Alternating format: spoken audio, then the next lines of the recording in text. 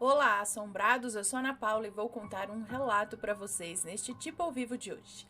Tudo bem? Eu espero que esteja tudo bem. Já vou pedindo para você deixar o like no vídeo, se gosta do canal, se curte os relatos, deixa o seu vídeo, não se esqueça da loja assombrada e se ainda não é inscrito, se inscreva no canal. Pessoal, me perdoem aí, ó, o olho lacrimejando, eu já dei uns 4 espirros aqui. Eu tô descobrindo que eu tenho alergia de gato. Agora, eu nunca tive, mas eu tenho. Agora tem porque eu peguei o gatinho. Pra quem viu lá no Instagram, resgatei lá um gatinho do mato. Um gato do mato, não. O gato estava no mato, né? O filhote. E aí trouxe pra casa, ele tá aqui. Só que assim, toda vez que eu pego o gato agora, o olho coçando, lacrimejando, espirrando e tudo mais. Isso aí que vocês já sabem. Pois é, né? Daqui a pouco eu tomo um antialérgico, mas agora vamos para o relato, que é este, olha lá, vocês escutarem inclusive um é ele querendo entrar, porque se eu deixo aqui dentro, ele fica jogando as coisas enquanto eu tô gravando aqui em cima, blá, blá. E aí se eu deixo fora, ele fica miando, então é isso, ele tá escutando eu falar, então ele fica querendo entrar. Mas vamos ao relato de hoje, que é este daqui. Era o Saci ou um espírito zombeteiro? Vamos ver. Olá, Ana e assombrados, eu me chamo Fulano, tenho 20 anos e moro em uma cidade do interior de São Paulo. O relato que venho contar, às vezes, aí eu tô viajando. O relato que venho contar a vocês hoje não aconteceu comigo, mas sim com a minha mãe, quando ela era criança. Eu e minha mãe adoramos ouvir os relatos. Eu conheço o canal há 7 anos e apresentei a ela há uns 4 anos. Fora esse, já enviei 2 relatos que foram lidos por você, que é Havia Algo Errado Naquela Fazenda, relato dos meus falecidos avós, contado pela minha mãe, e A Assombração no Meu Emprego, que é um relato meu, que foi lido numa coletânea, que agora nem eu lembro mais qual era. Ok, que legal. Mas enfim, focando no que importa, esse relato é da minha mãe, acontecido aí por volta dos seus 9 ou 10 anos de idade. Hoje ela tem 53 anos e ainda lembra do acontecido com muita clareza. Ela me conta essa história desde que eu era criança e nunca mudou nenhum detalhe. Eu estou escrevendo o relato ao lado dela. Estou sentado num sofá e ela deitada no outro. A partir de agora, as palavras serão dela. Serei apenas o intermediário entre ela e vocês. Obrigada, vamos lá. Atenção, talvez tenha alguns nomes no relato, ainda não sei ao certo, mas se tiver, fica tranquila, porque eu conheço as regras e eles já estão trocados. Muito obrigada. Vamos lá, então. Para começar, no dia que aconteceu, agora eu acho que é a mãe dele contando, né? No dia que aconteceu, eu estava jogando bugalha com o meu irmão mais novo na sala. Bugalha era um jogo que a gente fazia com umas pedrinhas que a gente encontrava no chão. Nem lembro muito bem como funcionava essa brincadeira. Não é aquele daquelas 3 Marias, aquele de que você pega uma pedrinha, joga, que tem no Round 6, 2? Não sei se é esse, se é o mesmo, porque às vezes tem vários nomes, né? Mas continuando aqui, 5 Marias, né? Não é 3 Marias, 5 Marias, enfim. Nem lembro bem como funcionava essa brincadeira. Na época, morávamos numa colônia com poucas casas. O meu pai era um dos funcionários de um fazendeiro. Antigamente, era muito comum essas colônias. Hoje em dia, não sei se ainda existe. Estávamos jogando ali na sala, sentados no chão. Estava caindo uma chuvinha fraca lá fora. Era umas 6 ou 7 horas da noite. Ficamos ali jogando por algum tempo, até que eu comecei a ganhar dele e comecei a ficar me achando, né? Que saudades dessas brincadeiras de criança. Pois bem, eu comecei a ganhar na brincadeira e fiquei tirando sarro da cara do meu irmão. Daí a minha irmã mais velha, a Vera, viu que eu estava zombando dele e acho que para querer me botar medo, ela chegou e disse: "Jogar bugaia de noite não presta. Quem joga esse jogo uma hora dessas... Depois o Saci vem de madrugada para querer jogar com você." Claro que hoje isso não faz o menor sentido. Porque o Saci viria jogar bugalha comigo. Tipo, eu vou vir jogar com você. Não há nenhuma lenda sobre jogar bugalha durante a noite, ainda mais envolvendo o Saci. Pelo menos não que eu saiba. Mas imaginem só como não ficou a minha cabecinha, né? Eu, que era uma criança medrosa e ainda morava no mato, por assim dizer. De noite, quando apagavam as luzes, ficava um breu total.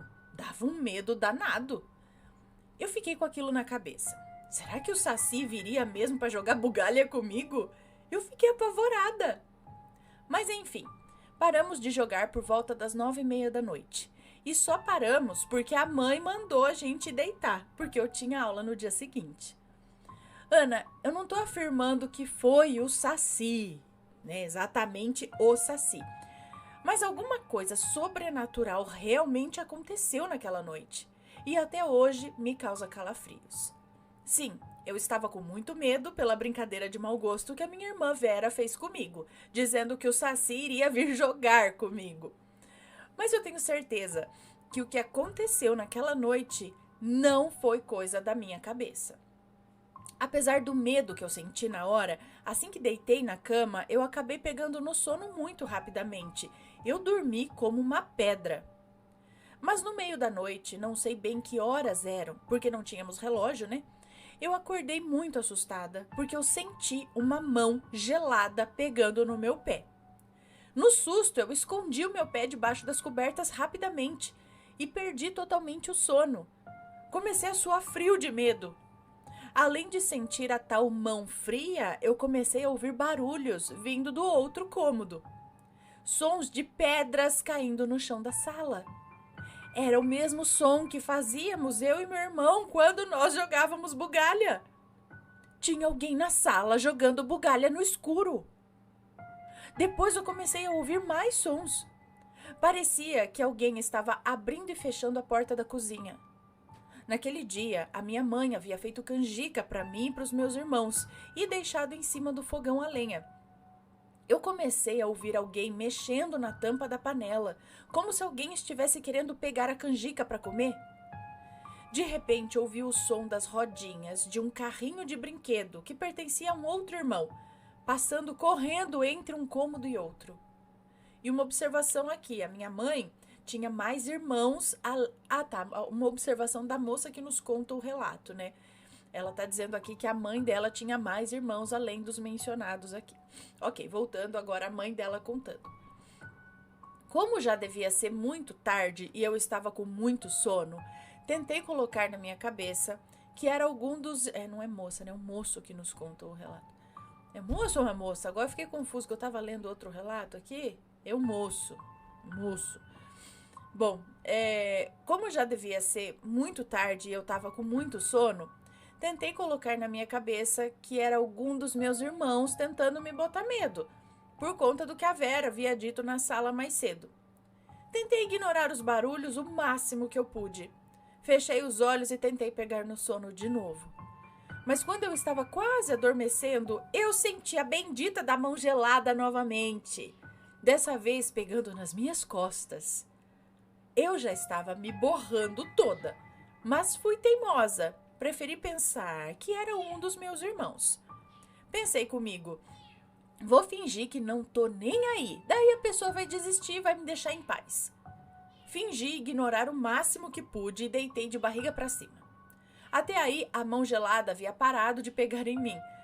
Minhas costas estavam viradas pro colchão agora e os meus pés cobertos. Não havia onde pegar.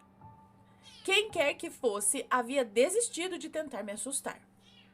Passaram-se alguns minutos e eu virei de lado novamente, deixando as minhas costas expostas de novo. Por isso que eu gostava de dormir encostada na parede, porque eu virava de costas para a parede, aí nada ali podia me encher o saco, porque eu tava com a parede segura ali. Porque deixar o pé para fora, botar a mão pendurada na cama, ficar com as costas vulnerável, assim, pro meio do quarto, tudo isso me pega, sabia? Parece que, assim, né? É meio preocupante às vezes. Mas continuando aqui. Bom, cadê? Passaram-se alguns minutos e eu virei de lado novamente, deixando as minhas costas expostas de novo. E adivinha só, Ana?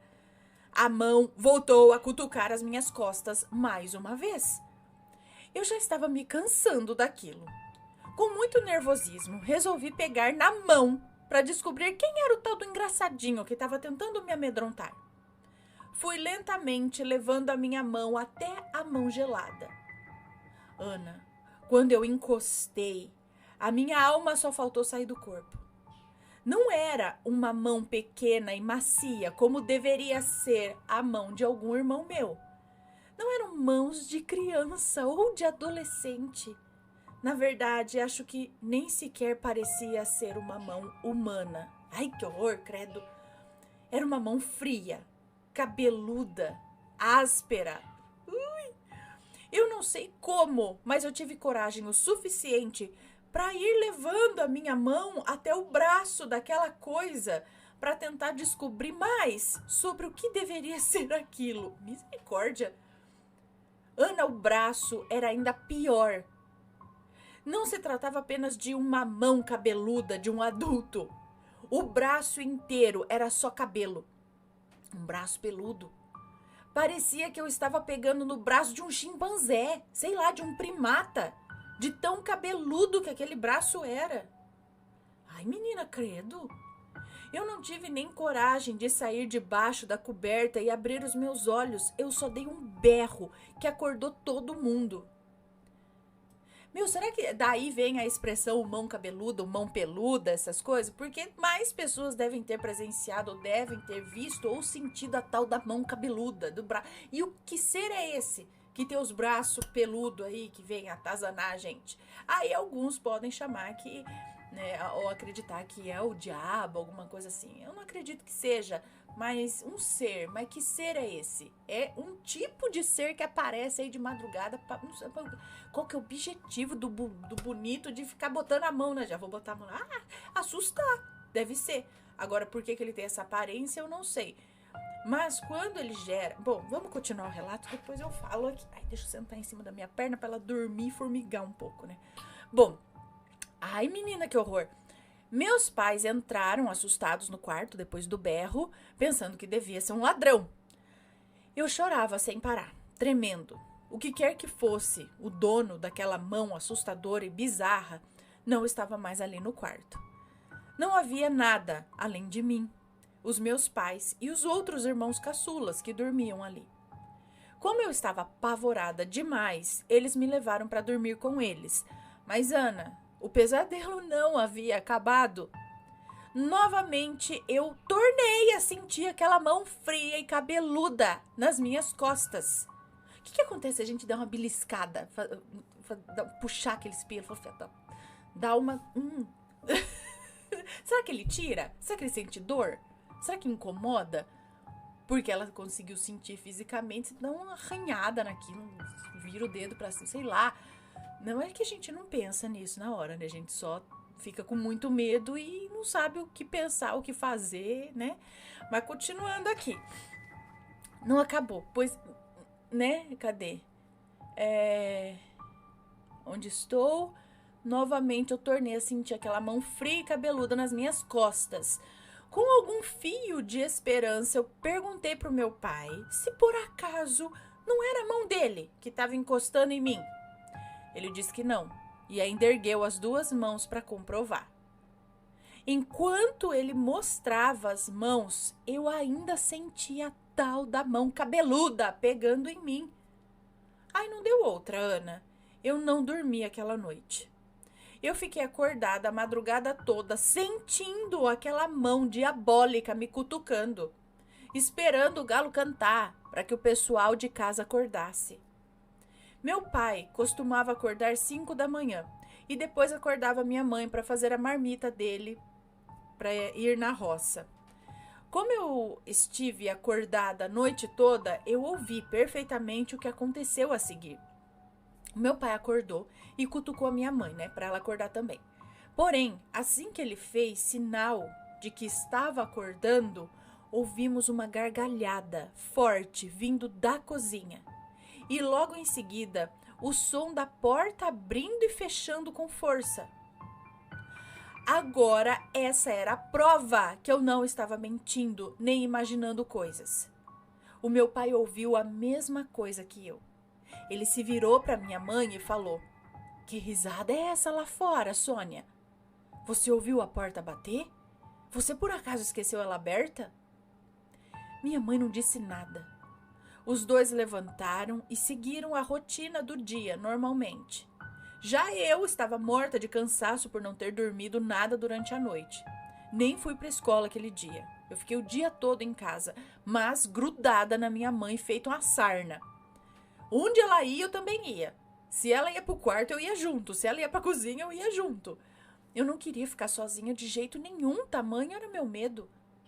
Quando chegou a noite, eu não conseguia dormir e tive que ir dormir com eles novamente. Estava totalmente assustada e traumatizada, mas dessa vez, graças a Deus, eu não senti mão nenhuma. No outro dia, a mesma coisa se repetiu. Eu não fui para a escola e fiquei seguindo a minha mãe por todos os cantos da casa. Mas peraí, repetiu que a mão apareceu de novo? Botando as mãos ali, segurando essas coisas? Ou você só não foi na escola de novo? Ela foi varrer o quintal e eu fui atrás. Como estávamos do lado de fora, eu fiquei sentada num banquinho de madeira. Foi então que eu me lembrei que ali pertinho, um pouco mais para dentro do mato, mas não tanto, havia um pé de manga. E me deu água na boca só de lembrar. Foi então que eu falei para minha mãe que eu queria comer manga do pé. Como ela já sabia que essa mangueira ficava perto de casa, ela só concordou, deixou. Peguei um pedaço de bambu para derrubar as mangas no chão e fui até lá. Fiquei ali, cutucando as frutas no pé por alguns minutos. Tudo estava tranquilo. Enquanto eu estava derrubando as mangas, senti uma chicotada muito forte nas minhas costas. Dei um berro de dor. Olhei para trás no mesmo instante. Eu estava completamente sozinha. Nenhum sinal de gente por ali, além de mim. E na velocidade que eu me virei, nem dava tempo de alguém sair correndo ou se esconder. Eu fui correndo para casa com medo. E ficou uma marca horrível nas minhas costas, que graças a Deus não deixou nenhuma cicatriz. A minha mãe achou que eu estava mentindo, que ninguém havia me chicoteado no pé de manga. Até que eu levantei a minha roupa e mostrei o vergão nas costas. Ainda assim ela falou que eu estava mentindo, que eu mesma havia me chicoteado para zombar dela. Resumindo, Ana, aquela perseguição sobrenatural só cessou de vez quando decidiram me levar numa benzedeira durante 7 sextas-feiras. Sextas-feira. Eu não sei o plural de sexta-feira, gente. Sexta-feira. É sextas-feiras? Sexta-feiras? Bom, enfim, eu vou procurar daqui a pouco, a hora que eu terminar esse relato. Depois de completas as 7 sextas, eu parei de sentir medo e já não me sentia mais perseguida. Pude voltar a ser uma criança alegre. PS, mas nunca mais eu quis saber de jogar bugalha. Enfim, eu não estou afirmando que era o Saci de fato. Eu apenas associei o Saci a esses acontecimentos por conta do que a minha irmã Vera havia me dito. Até hoje eu não sei o que poderia ser aquilo, mas não acredito que era humano. Graças a Deus, nada nem parecido me aconteceu novamente, e isso já faz mais de 40 anos, por aí. Bom, Ana, sou eu agora de novo falando, é o filho dela, né, quem nos enviou este relato. Eu não sei se é permitido dizer o nome do local que isso aconteceu, mas eu vou deixar aqui registrado caso você queira mencionar no vídeo. Se não puder mencionar o nome da fazenda, mencione apenas a cidade, se for permitido, é claro. Se não for, deixo aqui registrado o nome apenas para você ler. Tá, o nome da fazenda eu não vou falar, mas o nome da cidade tudo bem. Esse relato da minha mãe aconteceu em Santo Antônio da Platina, no Paraná, na fazenda tal. Ela diz que não sabe se essa fazenda ainda existe. Ela estipulou uma data aproximada de quando isso deve ter acontecido, que foi por volta do ano de 1981. Bom, Ana e assombrados, esse foi o relato da minha mãe, que há muito tempo eu pretendia escrever para vocês e nunca tomava coragem. Eu espero que tenham gostado. Por favor, se alguém já passou por coisa parecida ou tem algum palpite do que poderia ser essa tal mão, deixa nos comentários que depois eu mostro para ela. Afinal, era o Saci ou um espírito zombeteiro? Uma alma perdida, vagando por ali, que achou uma brecha para meter medo em alguém. Obrigado por ler, Ana. Deus abençoe você e sua família e que Deus abençoe os assombrados também. Até a próxima. Um beijo para você, muito obrigada. E olha só, então, o Saci acredito que não era, né? Porque o Saci não é peludo desse jeito, né? Não tem essas características. Que ficou enchendo o saco, ficou. Mas será que ele queria encher o saco? Ou ele queria chamar atenção? Ele queria chamar realmente, tipo assim, ei, sabe quando você encosta na pessoa pra falar oi, né? Agora, por que nada além de encostar a mão nas costas, eu não sei. Né? Podia falar ou fazer alguma outra coisa, não sei, aparecer na frente, não sei. Não vou julgar o lado de lá, porque eu nunca estive lá, eu acho. Eu não sei como que é. Mas assim, temos relatos, sim, né? Já ouvi histórias, né? Tem relato desse lance dessa mão peluda aí, desse braço cabeludo, né? Tanto que tem lendas até que falam do braço cabeludo, do não sei o quê.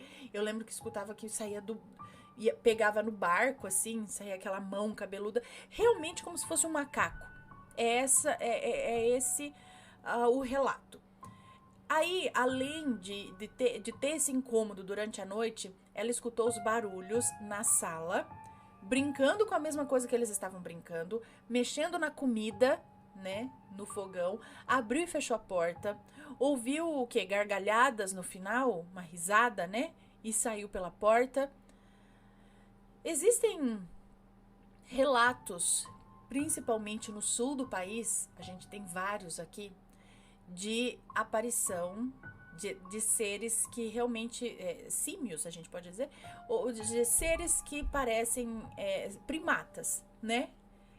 Ou pé grande, esse tipo aí, que é uma mistura de primata com ser humano, né? Então a gente lembra aí dessas histórias aí do pé grande, como que é? Abominável Homem das Neves, mas aqui não é da neve, né? Então cada lugar parece ter o seu. E aqui tem muitos relatos desse tipo de aparição também. Só que se for pensar desse lado, eles seriam físicos, seriam seres, e os outros relatos que a gente tem também batem como se fossem os seres mesmo físicos. Sei lá, um bicho aí, um híbrido, talvez, até com filhotes, até grávidas, essas coisas.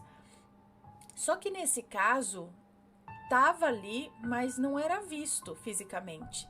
Embora ela tenha sentido fisicamente, conseguiu pegar quando acende a luz, não tá lá, né? Um bicho desse não ia se esconder tão facilmente assim. Agora, um bicho desse conseguiria, de alguma forma, passar pelas dimensões, e talvez por isso a gente tenha os relatos de aparições desses seres como se fossem físicos, mas a gente não vê toda hora. Ou eles se escondem muito bem em cavernas, tem lá seus filhotes, mas como assim, gente? Como eles se escondem tão bem que nunca é visto, né? Mas de repente é visto. Então, será que eles têm um lance aí de uma passagem, sabem, ou têm uma habilidade, ou sei lá, não é que eles sabem, mas consegue de uma dimensão para outra, e por isso ele não foi visto no quarto, ele foi visto no quarto, ele foi comer, ele sumiu, abriu a porta, não sei. Um ser espiritual, né? Um espírito que, não sei por qual motivo, adquiriu essa forma. Não sei como mas o braço é peludo, né? A mão e tal, um espírito. E aí, por que justamente naquela noite começou a acontecer? Justamente após a irmã meter medo, falar, né? Olha, cuidado. Ela falou Saci, poderia ter falado qualquer coisa. Mas será que o medo que ela gerou na cabecinha da criança, da irmã dela, já mudou toda a vibração da menina de medo? Agora era medo. E isso daí, atraiu ou abriu a porta, né? Mudou a vibração dela, atraiu aquela outra vibração que estava ali para isso entrar, para isso mexer, para isso enxuriçar. Foi o medo que foi gerado nela, e aí isso pode entrar também naquela coisa do filme de terror. Ai, assisti um filme de terror, escutei isso, aconteceu aquilo. Porque o filme te gerou medo, mudou a tua vibração ali. Então, facilitou para alguma coisa se manifestar ou se achegar. E isso pode ser com qualquer coisa que te gere medo. Então, aí a gente já pensa, vamos cuidar da nossa vibração, né? Aí, fiquei com medo, o negócio mudou. Fiquei com, né? Por isso que eles falam muito de você manter ali uma boa energia, estar, né? Ali, vibrando legal para não atrair coisas... Né, dar aquela enganada no diabo, aquela coisa, eu não tô triste, não, você tá moído, mas você tá, vou aqui escutar uma música, né, vou dançar aqui, vou dar aquela enganada no diabo. Então, não sei o que vocês acham. Tem algum relato? Já ouviram alguma história parecida? Conta pra gente, isso é muito importante, a gente juntar essas histórias. Ou conhece alguém que já viu, um avô, né, alguma história desse. E só para finalizar aqui, para dar um tchau, falando, né, em espíritos zombeteiros, acabou a força aqui, acabou a energia.